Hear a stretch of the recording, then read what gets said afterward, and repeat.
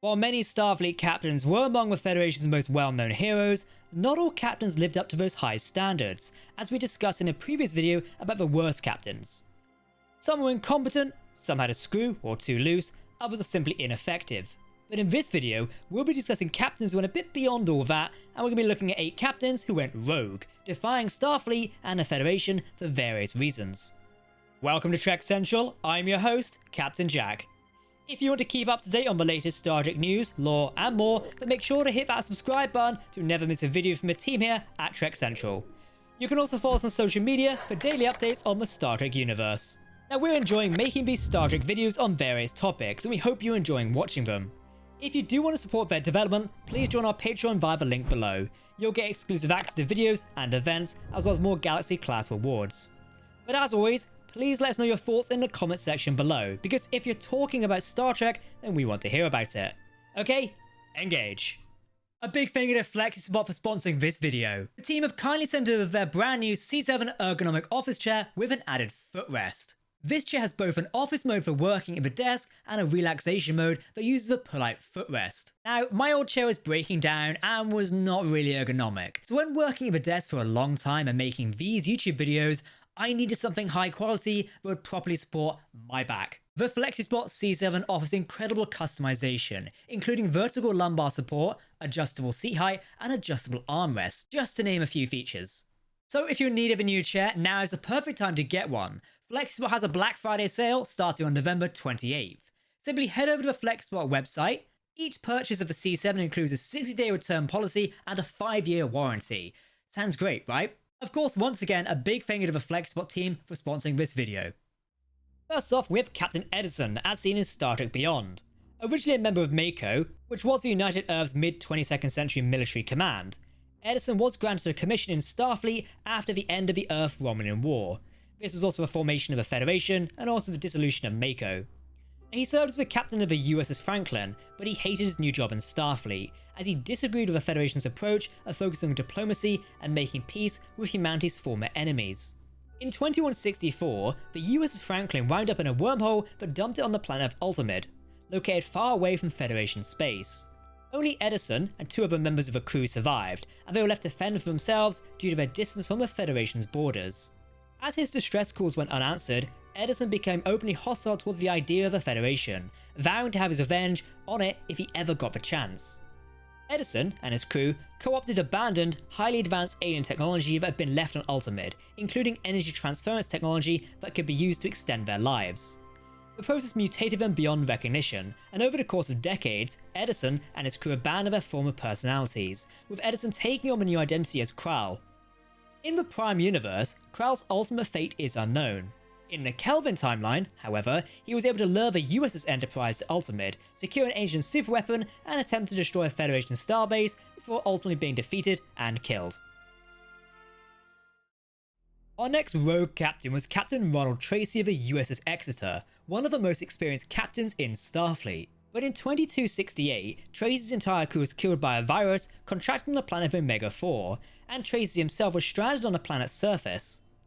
Captain Tracey was also infected by the virus, but Omega-4's atmosphere provided him with immunity to it, keeping him alive as long as he stayed there. As a result, Tracey went rogue, abandoning the Exeter in orbit and allying himself with one of Omega-4's local tribes, in violation of the Prime Directive. Tracey, who had become a little delusional due to the trauma of his circumstances, believed that the Omega-4 virus held the key to immortality, and the planet's natives had extremely long lifespans. While he did attempt to isolate an immortality serum based on it, he did ally himself with one of the 2 peoples in Omega-4, and gave them phasers to use in their war with the Yangs, their planetary neighbours. Ultimately, Tracey and the Exeter were found by Captain Kirk of the USS Enterprise, who put an end to the war Tracey had fueled and apprehended the former captain. Along the way, they had also discovered that the planet's natives had long lifespans as a side effect of developing immunity to centuries worth of chemical warfare use, meaning that Captain Tracey's quest for immortality was in vain. Next up, we have a repeat offender from our Worst Captains video, Commodore Matt Decker of the USS Constellation. Like Captain Tracey, Commodore Decker was once a great Starfleet captain, but one bad call destroyed his command, shattered his psyche, and pushed him to go rogue. In 2267, the USS Constellation was on a routine survey mission when it encountered a doomsday machine, An enormous, autonomous craft systematically destroyed everything in its path, even objects as large as planets. It crippled the Constellation, and Commodore Decker, hoping to save his crew, had everyone evacuate to one of the planets in the star system while he went down with his ship. However, that planet was then destroyed by the Doomsday Machine, killing everyone and leaving Decker racked with guilt over getting his people killed. The Constellation was ultimately discovered by the USS Enterprise, which rescued Decker from his crippled vessel.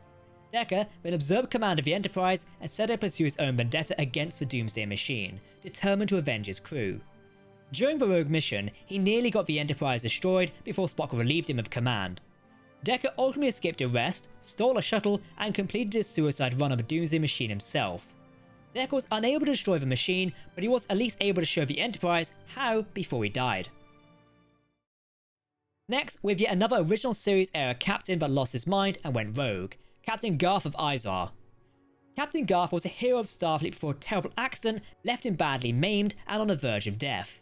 The natives of Antos IV were able to heal him using their technique of cellular metamorphosis, but after recovering, Garth was left completely mentally unstable. After the people of Antos IV refused the gift he offered in exchange for his survival, Garth was so enraged that he ordered his forces to exterminate them. Fortunately, they refused, and Garth was promptly apprehended and shipped off to an asylum on Elba II. However, Garth was able to escape detention through the use of his new cellular metamorphosis abilities, which did allow him to shapeshift and impersonate people. He seized control of the asylum, and when the USS Enterprise dropped by in 2268 to drop off a revolutionary drug meant to help the inmates, self-proclaimed Lord Garth attempted to take over the ship and use it to conquer the universe. Fortunately, Garth was prevented from getting aboard the Enterprise, and he was outwitted and ultimately defeated by Kirk and Mr. Spock. After being apprehended, Garth was administered the new drugs the Enterprise had come with, restoring him to mental stability. Our next captain, Captain Benjamin Maxwell, went rogue nearly a century later, and like the previous few captains, he did this for reasons other than mental instability. Maxwell was yet another of Starfleet's finest captains, commanding the USS Rutledge through many battles of the Cardassian border wars. Maxwell's crew were fiercely loyal to him, and many followed him from the Rutledge to the USS Phoenix, a Nebula class which Maxwell commanded as a 2367. That year, Maxwell came to believe that the Cardassians were rearming themselves and riling up Cardassian settlers in the not very demilitarized zone, and in the hopes of stopping them, he went rogue, leading the Phoenix in a preemptive strike. Maxwell blew up a Cardassian scientific outpost, which he believed to be a covert military outpost, as was a number of supply craft and a warship heading towards it, killing hundreds of Cardassians in the process. Starfleet sent the Galaxy-class USS Enterprise D after Maxwell to stop him, and Maxwell initially agreed to comply with Starfleet orders and returned to Starbase 211 with the Enterprise. However, on the way back, the Phoenix broke off to attack a Cardassian supply ship that Maxwell believed was smuggling weapons. Ultimately, Captain Maxwell was talked down by Miles O'Brien, former member of his previous crew now serving on the Enterprise, and he was relieved from command, ending his private war against the Cardassians. While Maxwell did defy orders and go rogue, it is worth pointing out that he was right about the Cardassians' motives. Captain Picard determined that the supply ship Maxwell was targeting was indeed smuggling weapons, and that Maxwell's suspicions that they were rearming were entirely correct, even if Maxwell's response to this wasn't really ideal. Next up, we have Captain Benteen of the USS Lakota, who not only went rogue, but also was actually involved in an attempted coup d'etat against the Federation president. Benteen was an adjutant to Admiral Layton, who, in 2372, became obsessed with the security of Earth following repeated changeling infiltrations.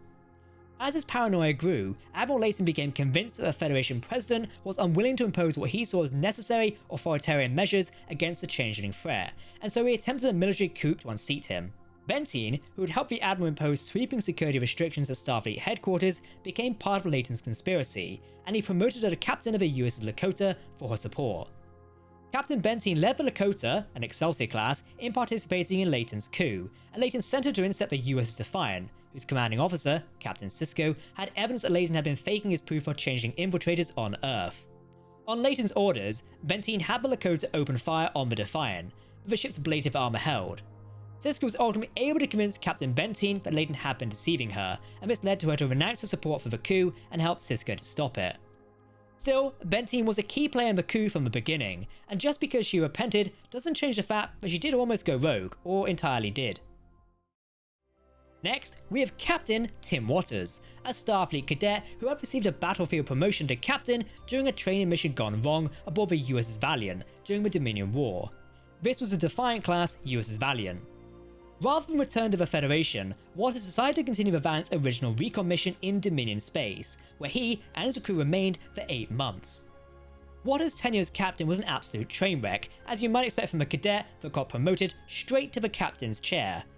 With the help of young Jake Sisko and Nog, Waters was ultimately able to complete the Valiant's recon mission, which involved scouting out a new Dominion battleship. But, in a bout of overconfidence, Waters then decided to defy his orders and attempt to destroy the battleship on his own. Jake and Nog attempted to convince Waters that this rogue attack was suicidal, but he refused to listen. Captain Waters led the Valiant in his planned attack on the Dominion battleship, but the first attack run failed to do as much damage that Waters had hoped. The battleship returned fire and the Valiant was ultimately destroyed, ending Waters' brief captaincy, his rogue mission, and his life. Lastly, we have Captain Rudolph Ransom of the USS Equinox. And he went rogue way off the deep end after getting stranded in the Delta Quadrant in 2371. Like the USS Voyager later would be, the Equinox had been brought to the Delta Quadrant by the caretaker array and left stranded, forcing Ransom to take desperate measures in order to return home. Unlike Voyager's Captain Janeway, however, Captain Ransom kind of immediately abandoned Starfleet's principles and committed terrible crimes in the hope of getting the Equinox home. This was made desperate by supply shortages and the heavy casualties the crew sustained. 5 years after their stranding in the Delta Quadrant, Ransom and his crew discovered a species of extra-dimensional neurogenic lifeforms who naturally emitted antimatter. Believing these beings were the Equinox's ticket home, Ransom had his crew kill a number of these beings and use their remains as fuel. This would allow the Equinox to return home in months instead of decades, but it also drew the wrath of the neurogenic lifeforms, who began attacking the Equinox in retaliation for the crimes Ransom's crew had committed against their brethren. The Voyager soon encountered the Equinox and learned of Ransom's crimes, driving him and Captain Janeway into conflict. Janeway attempted to have Ransom and his crew apprehended, but they were all able to escape, stealing Voyager's field generation for protection against the neurogenic lifeforms. Ransom attempted to flee back to the Alpha Quadrant, but he soon discovered the Equinox's power relays had been encoded by 7 of 9, crippling the ship. Ransom had 7 interrogated, and when she refused to decode the power relays, he ordered his crew to rip out her cortical array in an attempt to extract the codes from them. However, Ransom soon began to feel guilt for his crimes, and he ultimately decided to stand down and surrender to Janeway.